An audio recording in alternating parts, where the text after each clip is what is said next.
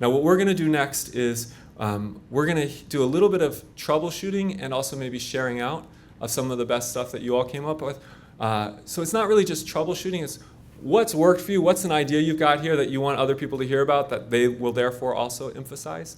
And also what's something you're worried about or concerned about or confused about so that we all are thinking about that too. And then after that, we're just going to have a couple last words from Leo to sort of give us some boost as we walk out of this room. So if you all could please just sort of turn so you can see each other, and I think maybe we can come up here also and be part of that circle.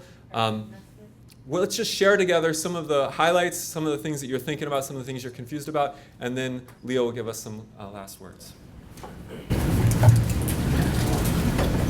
And follow each other, please. I'm sorry, camera person, is being a part.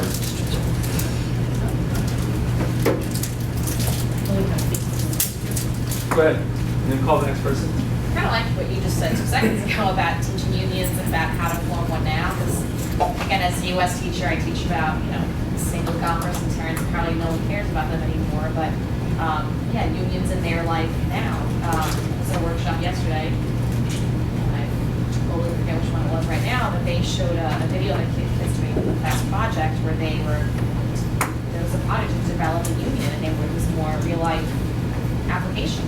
Kids that eventually one day want to be, I think the example was they were working in a place and like how, their work should organize and how that would help. So, the history of it's really cute and adorable, but more, how can it impact my life now? Oh, I pulled this. That's me. Oh, okay. I was thinking about how important it is to know your students and what they're interested in, because just talking about troubleshooting this year, it was my first year teaching, so I was just getting to know the school and everything, and teaching and everything. So in the unit there was a DDQ on should voting be compulsory, and they turned out to have actually I think that was the biggest, my worst unit of the whole year was voting this year, because they had no interest in that, really just didn't. And also when they were they were trying, and when they were coming up with arguments, they were coming up with arguments that weren't, in a DDQ you get the documents, right? And none of the documents dealt with race, and all of them kept bringing up, the ones who were saying, yes, it should be, were saying because my community, then more black people would vote, because we had talked about that previously, but then they had no documents to support that. So anyways, it's interesting now. Now I know, what they're interested in. If I do want to keep the same question, I could change the documents, or just change the question completely, but what we were brainstorming on for voting, I think they would be more interested in looking at who has the right to vote, and then their final product being them coming up with the guidelines for who gets to vote. If they could come up with the guidelines, who would they include or exclude, and then we could look at not just undocumented immigrants, but incarcerated people came up as well, which I hadn't thought about. Yeah. Because mine is related to yours, actually, and who gets to decide who votes. Because when executive orders were much in the news a couple of months ago, in Maryland, Lincoln, good old honest Abe, fixed the election by using an executive order to empower the Union troops garrisoning Maryland to vote in the Maryland election. So the pro-Union candidate won with more votes than there were eligible males in the state. And that's how is it related today, as you go to the whole voting rights, who decides who gets to vote and all that. And in this instance, Abe had a desired outcome that he wanted, so he said, these people get to vote, so I get that action I want. And so who decides? All right, and this might be, I guess, our last word, and then we're going to hear a couple words from Leo, and then hopefully people will punch in some good critique and suggestions and feedback of what worked for this in your app thing. But let's hear our last word, and then Leo's got some last words. I think this helps me in terms of, I've talked a lot in my classes about how history has brought us to where we are today and affected their lives. But I think it takes me in my teaching to the next step of what they can do now.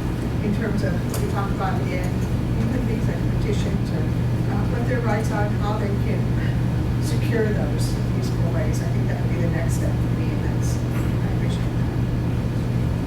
Okay, so you know, one of the reasons why we chose to focus on voting rights is that there's a very interesting historical contrast here. 50 years ago, in 1965, the Voting Rights Act was passed. And if you're like me, you probably never thought in your lifetime you would see a situation where that Voting Rights Act was being rolled back in significant ways. But we live in some very contradictory times. I mean, I'm sure that many of you also thought, like me, that you would never live to see an African American president. And many of you thought, like me, that you would never see marriage equality. And many of you thought, like me, that you wouldn't live in a country where the trade union movement was in danger of being completely eviscerated. Part of our, I mean, one interesting question is how do all those contradictory things happen at the same time, and why do they happen? But that's, that's our passion as teachers of social studies and teachers of civics. That's what has led us into this kind of wonderful vocation. And because we believe that the most important thing that we can do as teachers is give our students the sense of civic efficacy, that to understand their power to shape the world. That is why we do this. For many years, when I taught in high school in the Crown Heights section of Brooklyn, 14 years in which I never had a single white student, I would, yes, New York is the most segregated schools in the entire nation now. Mississippi is in better shape than New York, believe it or not. For the many years that I taught a political science class, some of those years with Randy, we would have our students participate in competition on the Constitution and Bill of Rights. And what I would say to those students is, I want you to be able to be in the room where people make decisions about your life. Because right now, the people who are in the room making those decisions don't look like you, don't share your life experiences, don't understand your needs.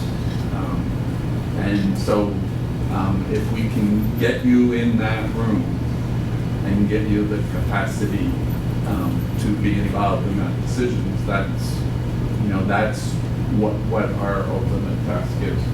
So if we've been successful today, we've given you a little taste of this. I would say to you, having spent a good many years doing this sort of work, that the more that you do practicing around compelling questions and good questions, the easier it gets. And at its beginning, it is always extraordinarily difficult.